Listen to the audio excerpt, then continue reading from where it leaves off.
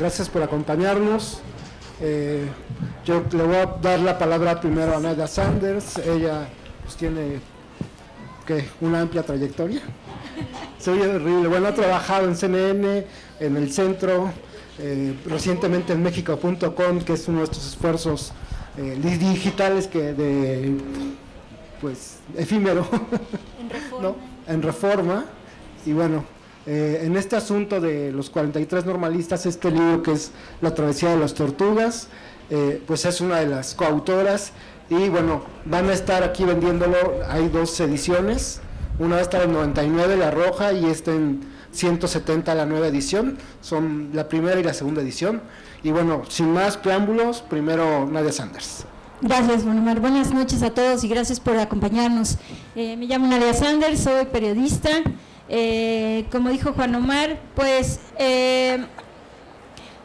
¿Cómo surge este proyecto? Les quiero hablar de cómo surgió. Yo les voy a hablar de cómo surgió este proyecto que se llama Ayotzinapa, la travesía de las tortugas.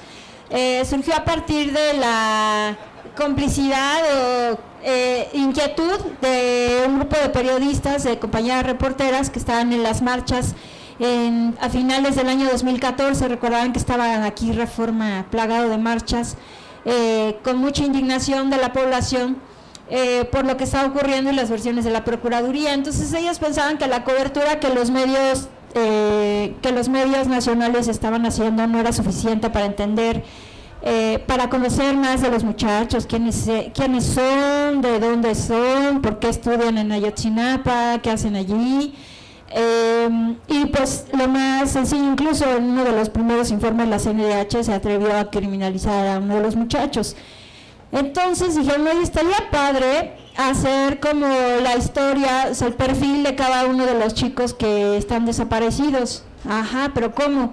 Entonces Mónica Ocampo, Diana Amador, Melissa del Pozo y demás bandas empezaron a juntar y empezaron a juntar un montón hablarle a varios reporteros y si estaban interesados en hacer un libro con el perfil de los 43 estudiantes, más los 3 chicos que fallecieron. Y nos fueron llamando uno a uno, cada quien a sus contactos. Buscaron reporteros así de oficio, que nos parábamos temprano tras la nota todos los días, ¿no? Y pues así fue como en mi caso Diana Amador me contactó, le dije que desde luego, porque yo en ese entonces no sabía cómo canalizar tanta frustración y tanto coraje que tenía de lo que estaba pasando y de que el presidente Peña Nieto solamente reaccionó hasta que la prensa internacional empezó a hablar del tema. Entonces, pues con nuestros propios recursos, más de 43 periodistas y 10 fotógrafos y demás, pues nos lanzamos a Guerrero. O sea, primero hablamos con el comité de padres, les pedimos permiso, muchos padres rechazaron hacerlo, rechazaron hablar de sus hijos porque todavía los hechos estaban muy recientes, habían pasado 8 meses y no querían hablar de ellos ni querían que tocara. Además estaban muy celosos o sea, tenían muchas reservas hacia los periodistas y con justa razón, por el trato mediático y por la relación que tienen muchas víctimas del delito o víctimas indirectas del delito con la prensa, sobre todo con los medios masivos.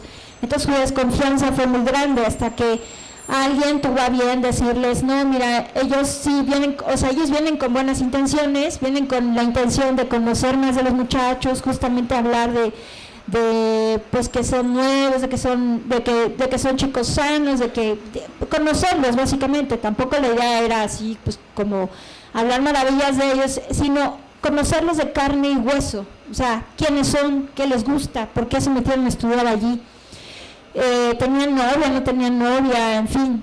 Y así fue como nos juntamos y entonces quienes coordinaban el proyecto hicieron hasta un protocolo de seguridad para, pues íbamos a Guerrero, irnos a buena hora, regresar a buena hora o reportar en dónde estábamos, dónde nos íbamos a quedar.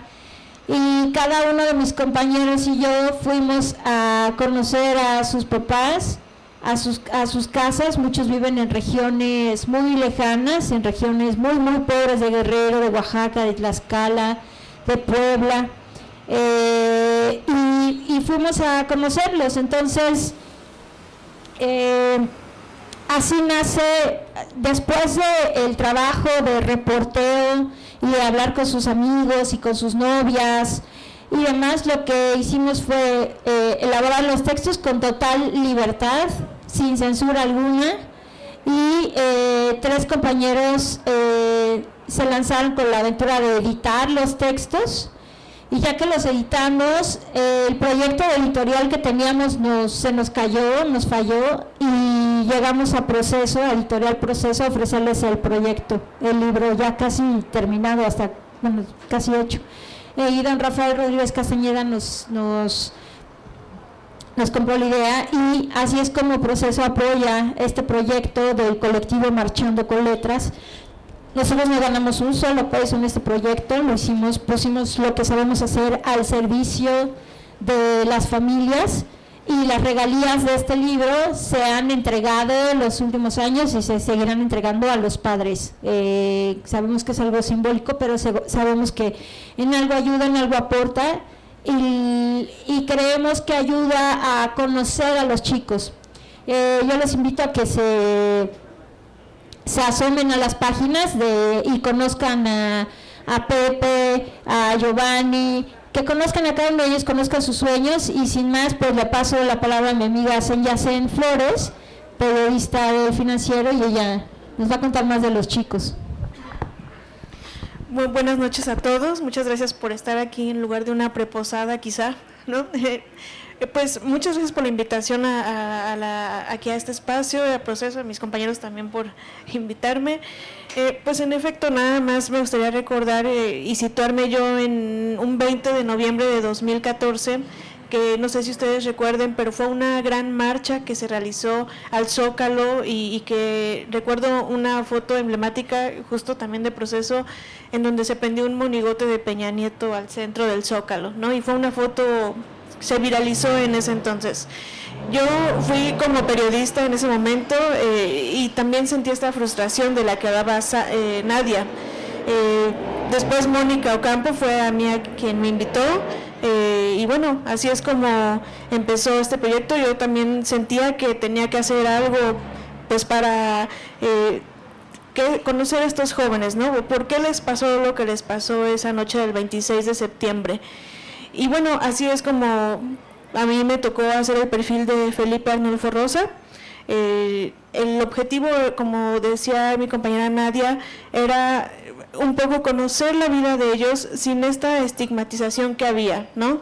Mucha gente decía, no, estaban involucrados con el narco, pues eran de los malos, por algo les pasó. Entonces, la idea era ir a los lugares y conocer realmente quiénes eran, ¿no?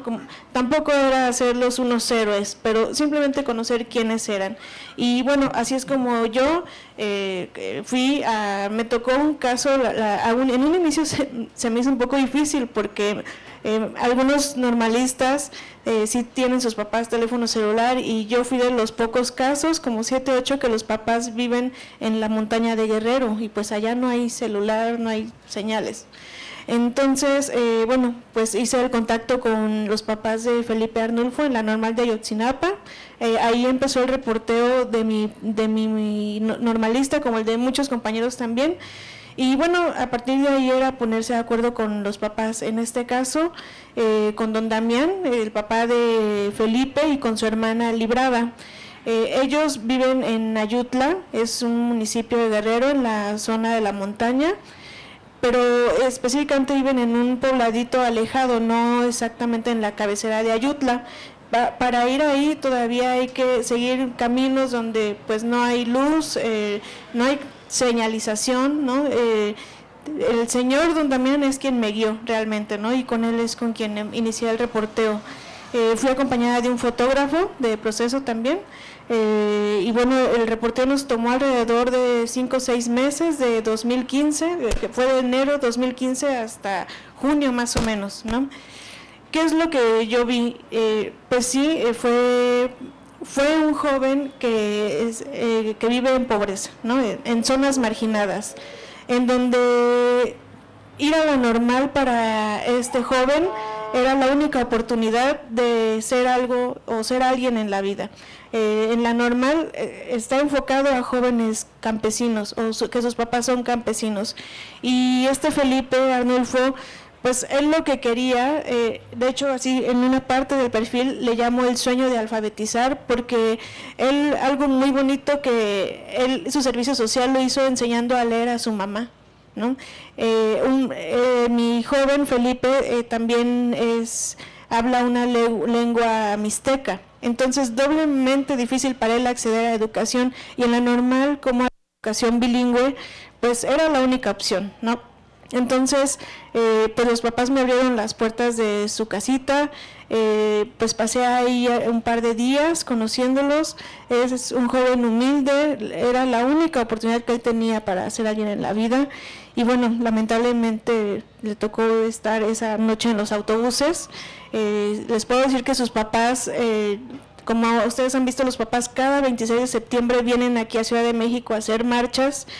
Ellos ya han suspendido venir aquí desde a partir de este año, justamente por la dificultad de que la mamá, su mamá enfermó, y el papá, por usos y costumbres allá en Ayutla, le dieron un cargo de comisario y lo tiene que estar ahí, tuvo que suspender, digamos, la búsqueda de su hijo y venir aquí a las marchas, ¿no?, del 26 de septiembre. Su hermana Librada se dedica también a cuidar allá a su mamá que enfermó.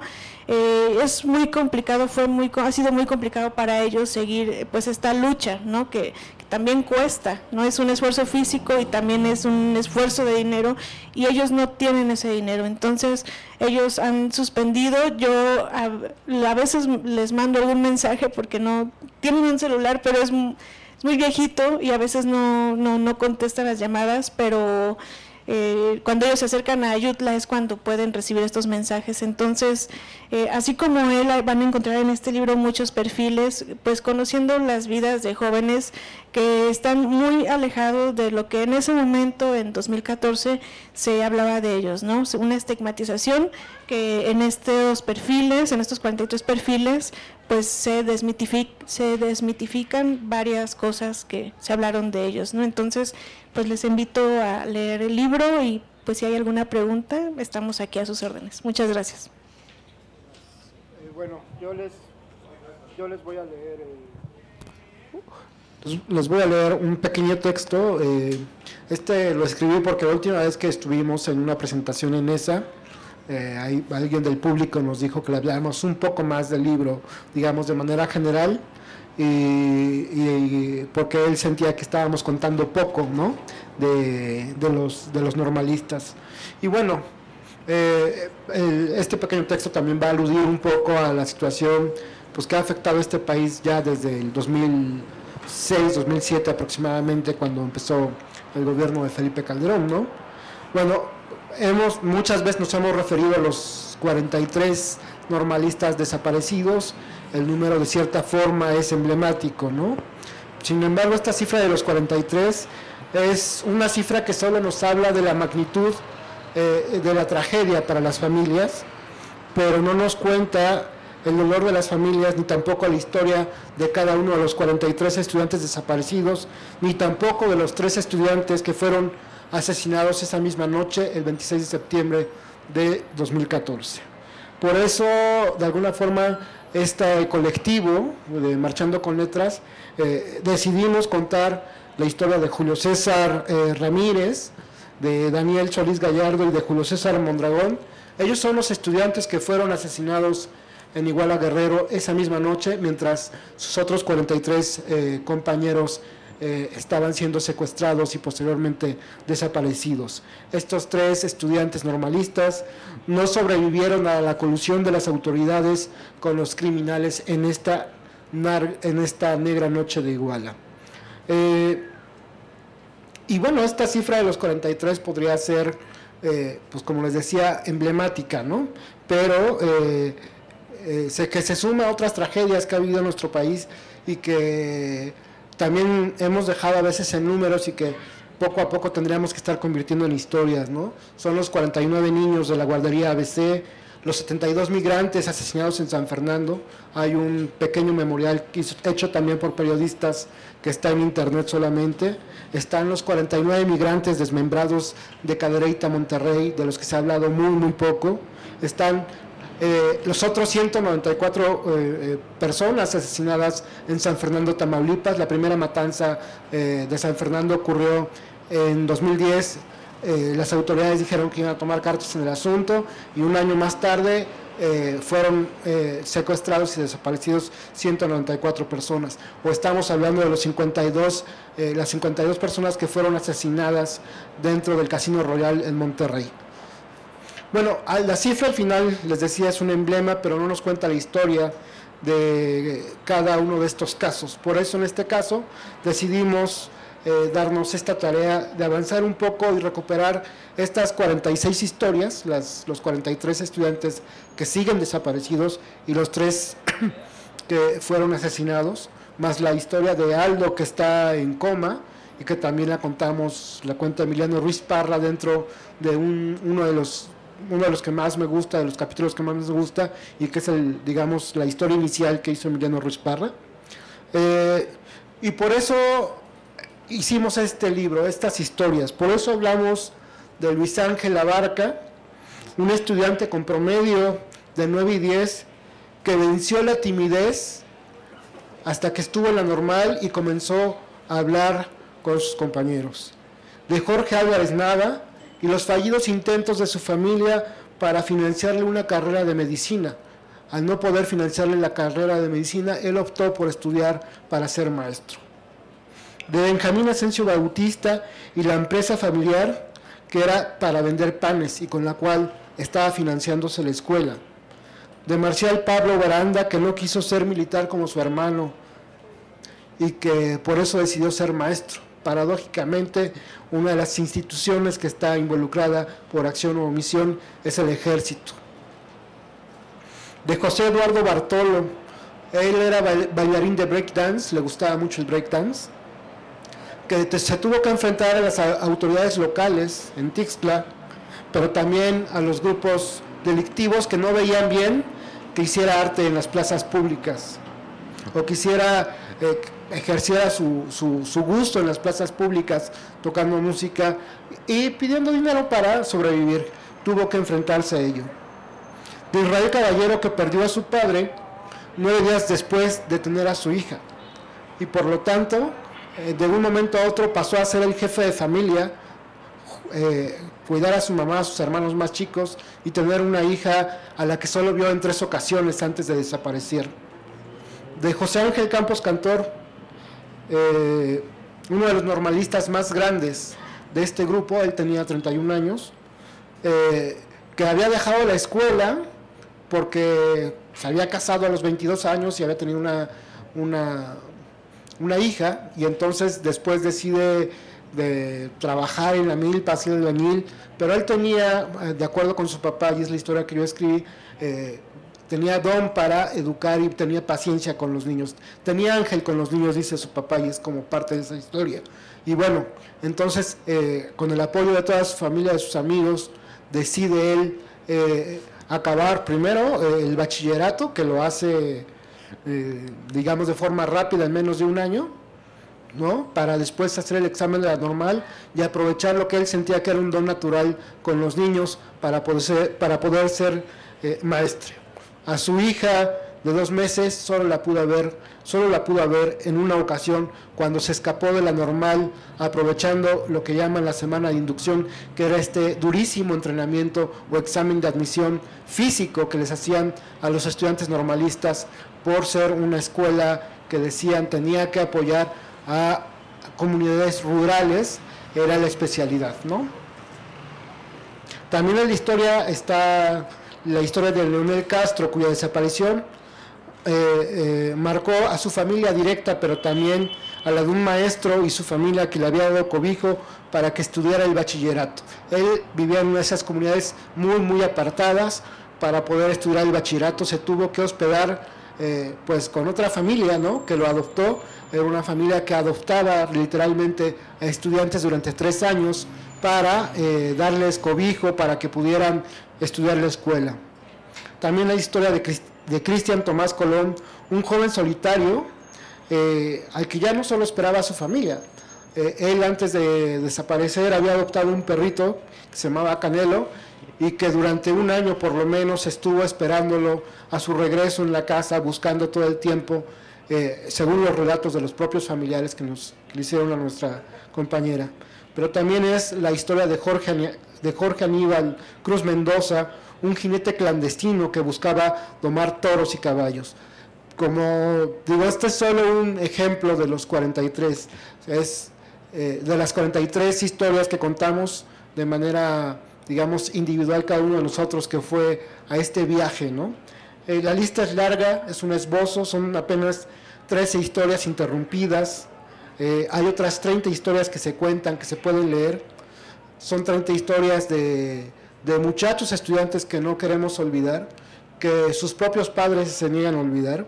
Una de las cosas más duras que enfrentamos cuando se hizo este reportaje es esa ambigüedad, los papás hablando en presente o en pasado, sintiéndose culpables cuando hablaban en pasado de que no estaba su hijo, es decir, no es que no podemos hablar en pasado cuando nuestro hijo no sabemos si está vivo o está muerto. De hecho, una de las condiciones que nosotros mismos nos impusimos para hablar con los padres es tratar de hacer todos los trabajos en presente, aunque hay que reconocer que los propios familiares tenían esa ambigüedad de contarnos a veces en presente y a veces en pasado la historia de sus hijos. En los relatos de estos 46 normalistas que hay en el libro se cruzan siempre la pobreza extrema con el esfuerzo, un esfuerzo personal de los estudiantes que querían sobresalir, pero también un esfuerzo de las familias para sobrevivir y para tratar, en muchos casos, de que uno solo de la familia, uno solo estudiara, porque ya los demás no habían tenido oportunidad o los demás no lo iban a tener.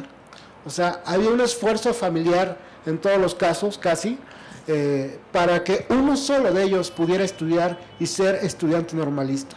Entonces, el sacrificio de estas familias se ve truncado. El sacrificio de estas familias, de repente, pues es un pozo para ellos, porque todo lo que habían apostado por estos jóvenes estudiantes, por estos jóvenes que querían ser maestros, se ve coartado por esta desaparición forzada.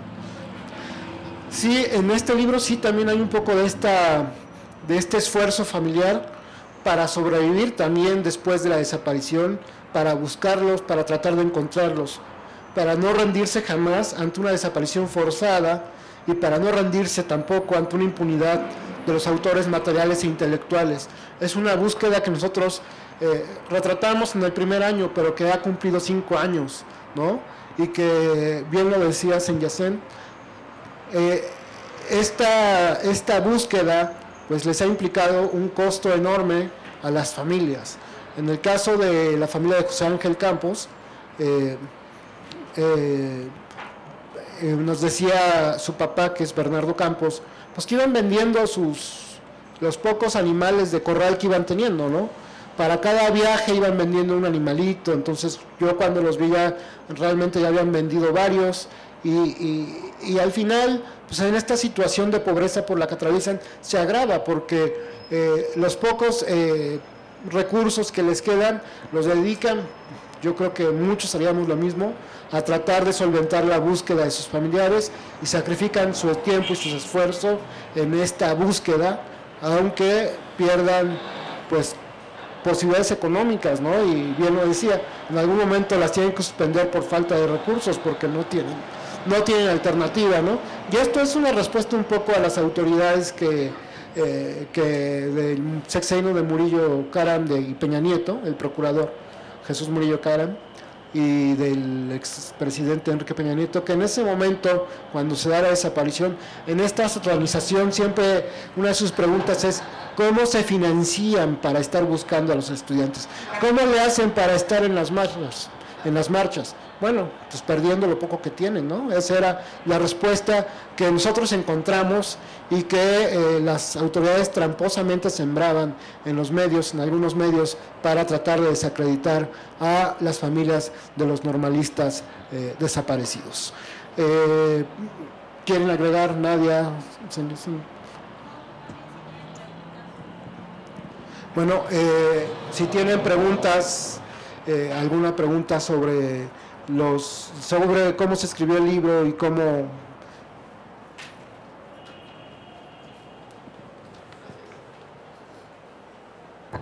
Sí, gracias, buenas noches. Yo quisiera hacerles un par de preguntas, tal vez un poco al margen del tema central del libro, pero me parece que el tema no puede desligarse de estas dudas que tengo. La primera, me gustaría saber si cuando fueron a hacer la investigación tuvieron realmente algún problema serio. Lo digo porque Guerrero es un estado muy difícil ahorita por todas las cuestiones de crimen organizado, viejos caciques que siguen ahí, etcétera, y problemas que han tenido otros grupos de periodistas. Primero quisiera saber si tuvieron facilidades, y no por los familiares de los desaparecidos, sino del gobierno estatal, del gobierno federal, caciques locales, qué sé yo. Y la segunda es, ¿cómo está ahorita la vida, el ambiente, el día a día en la normal de Ayotzinapan? Si se puede, los jóvenes pueden seguir estudiando como si no hubiera, y no digo por olvido, pero hacer una vida normal para las siguientes generaciones, o si se está con miedo, se está con zozobra de qué puede pasar después de esta cosa terrible que ocurrió en su escuela. Gracias. Bueno, yo contesto parte de la primera pregunta. Realmente facilidades de los gobiernos no. Lo que nosotros hicimos es lo que hemos hecho siempre, que es reportear.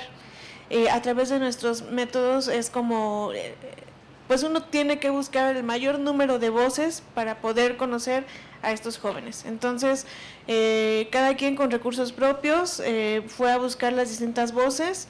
En mi caso, por ejemplo, una voz fundamental era el municipio, el presidente municipal, si supo de los hechos esa noche, etcétera. Y pues era difícil, ¿no? Porque muchas personas no querían hablar de ese tema. Nos pusimos de acuerdo, como comentaba Nadia, o con protocolos de seguridad entre nosotros también. Quizá algunas organizaciones sí nos apoyaron con manuales de seguridad, de qué hacer si nos encontramos en una situación de peligro, pero la verdad es que ya a la hora de estar ahí, a veces como que los protocolos no funcionan. A mí me gusta cuando preguntan sobre Guerrero, que es un estado pues con cierto grado de violencia, me gusta contestar con una anécdota. Cuando yo intenté buscar al presidente municipal, bueno, nunca me atendió, pero me mandó al vocero de ese municipio y nos citó al fotógrafo y a mí en un domingo en la mañana, 8 de la mañana. Pero a mí me llamó la atención que en ese lugar había policías municipales y federales, ¿no? Entonces yo dije, ¿cómo este cuate quiere que hable aquí rodeada de policías? O sea, a mí eso me dio mucha inseguridad, bueno, nos dio al fotógrafo a mí mucha inseguridad y no hablamos nada. O sea, hablamos cualquier cosa, pero menos lo que me interesaba. Entonces, pues ya al momento de estar ahí uno como que va viendo, midiendo el riesgo, ¿no? Entonces, sí fue complicado por la seguridad, tomamos precauciones. Afortunadamente creo que a nadie le sucedió algo, pero sí había riesgos que se consideraron antes de ir a reportear, justo porque no había estas facilidades, no era algo nuevo, algo que ir a investigar y bueno, salimos de ello. Rápidamente, no sé si pueda ser o no decepcionante, pero en realidad queríamos conocer a los chicos. Entonces no fuimos a investigar qué pasó, ¿no? Mucha gente dice, bueno, ¿y qué pasó esa noche? Pues nadie, o sea, todavía no sabemos a ciencia cierta qué pasó, y las autoridades se empeñaron en ocultar el quinto camión donde iba un cargamento de droga y demás, ¿no? Se encargaron de negarlo muchas veces y de construir una otra narrativa totalmente para negar los hechos. Entonces, sí que íbamos muy claros en que íbamos a conocer a los chicos, íbamos a conocer a los muchachos, pero pues tampoco íbamos muy pues muy discretos también, ¿no? O sea, con códigos de seguridad. Aún así, como dice San Yacen, pues sí llama la atención porque desde fuera, y pues pueblo chico y demás, sí llama la atención y no, pero lo que menos, mientras ibas a lo que ibas, te metías a la escuela o a la prepa, en mi caso, platicabas con los maestros y todo, pues hacías lo que tenías que hacer y te salías de ahí a buena hora, ¿no? Te salías de Tixla a buena hora, ya te ibas a Chilpancingo y demás. Sobre la normal, y si Omar ahorita quiere abundar, pero la normal siguió, o sea, obviamente sí la vida de la normal se trastocó después de todo esto, y era, pues ahí se reunían los papás, ahí estaban los papás también, porque muchos viven en comunidades lejanas, no todos viven en Tixla, en el municipio de Tixla, que está como a 20 minutos de la capital de Chilpancingo. Entonces, sí se trastocó, pero ahorita sigue habiendo generaciones, o sea, sigue habiendo jóvenes que siguen estudiando. Sí hay cosas polémicas todavía, como la semana de inducción, que creo que sí la modificaron, porque sí es esa etapa de inducción que le hacen a los jóvenes de, pues sí los rapan, los hacen correr a las 3 de la mañana en el monte, los hacen cruzar charcos de lodo, les ponen pruebas muy muy duras y que ellos dicen que es para que, y también los ponen a sembrar, ¿sale? Los ponen a sembrar, lavar ropa, hacer limpieza, porque justamente en su ideología es que ahí así ellos van a entender mejor a sus alumnos en las áreas rurales, y que tienen que básicamente como sentir lo que vive la gente en las áreas rurales para poder ser buenos normalistas. Entonces esa parte sí ha sido muy polémica y cuestionada, pero pues sí la han modificado a partir de entonces, ¿no? Sí, un poco lo que sí pasó con la normal es que sí hubo al año siguiente inmediato sí hubo una disminución a menos de la mitad de la matrícula, o sea, muy pocos alumnos hubo en las dos siguientes generaciones, lo cual es perfectamente explicable después de los hechos del 26 de septiembre del 2014, ¿no? O sea, se redujo drásticamente la matrícula en los 2 primeros años, a partir del tercero más o menos se recuperó. Lo que me han dicho es que ha ido poco a poco incrementándose de nuevo en cuanto se ha perdido el temor, porque a final de cuentas sigue siendo de las pocas oportunidades que tienen muchos estudiantes que viven en comunidades apartadas rurales de Guerrero, ¿no? O sea, sigue siendo una alternativa. Y además también hay expectativas diferentes. Por ejemplo, en el caso de José Ángel Campos, uno de los tiene un hermano más chico que se llama Alejandro. Alejandro pues era así, él estaba acabando el bachillerato y él ansiaba un poco meterse a la normal, porque además meterse a la normal para él significaba que su hermano iba a estar 1 año o 2 adelante y que iba a ser una especie de protector para él, ¿no? Después no cambia su deseo de ir a la normal, pero ya sus expectativas son diferentes. Dice que entrando a la normal, aparte de ser maestro, va a poder continuar la lucha de su hermano, o va a tener más elementos para hacer esta lucha. Algo que siempre ha pasado con la normal y de lo que me gusta hablar a lo mejor con insistencia es lo emblemático que resulta esa normal y por qué ha sido desacreditada durante tanto tiempo. Una de las cosas por las cuales se ha satanizado esa normal es porque de ahí surgieron cuadros o grupos, cuadros para los grupos guerrilleros o líderes de grupos guerrilleros, ¿no? Entonces, muchas veces los militares han visto a los estudiantes normalistas no como estudiantes, sino como sus adversarios políticos, como sus enemigos ideológicos. Y eso influyó en lo que pasó en la noche de Iguala, porque así se explica muy bien la omisión de los militares, si no es que la complicidad abierta, ¿no? Y bueno, también decir que cuando fuimos, aunque muchos trabajamos en diferentes medios de comunicación, yo estaba en ese momento en Noticias MBS, en radio, el Financiero, independiente totalmente. Ella estaba freelance. Aunque todos trabajábamos en diferentes medios, es más, creo que empecé a hacerlo en MBS y después, como cuando renuncié, me fui al Universal, seguí haciendo la investigación en el Universal. Hicimos el viaje, hicimos el libro al margen de los propios medios de comunicación. O sea, este es un trabajo de los periodistas al margen de cualquier medio, porque estábamos conscientes que a las empresas no les interesaba contar la historia de los normalistas antes de la desaparición. La idea del libro es decirle a la gente, estos chavos llevaban una vida normal antes de la desaparición, una vida como la de cualquier muchacho que jugaba fútbol, que estaba enamorado, que bailaba, que tenían aficiones particulares, algunos cantaban, otros como el propio que ya decía que le gustaba el breakdance, ¿no? Muchos de ellos eran futbolistas, o sea, les gustaba mucho el fútbol. José Ángel Campos fue rescatista en 2013, un año antes, cuando se inundó Tixla, justamente, que es la ciudad donde se encuentra La Normal. Está como hacia un vallecito, La Normal está como en la parte de arriba y Tixla está como hacia abajo. Bueno, hay una colonia de Tixla que se llama El Santuario, que estaba completamente inundada, porque la laguna del lugar se desbordó, y ellos, pues, el propio José Ángel Campos y sus amigos andaban con lanchas apoyando y sacando a personas de sus lugares, de sus casas, que estaban, a final de cuentas, pues atrapados en los techos de sus casas, y les ayudaban a sacar sus cosas cuando se podía, ¿no? Entonces, pues llevaban una vida normal, una vida de mucho esfuerzo, una vida dura, ¿no?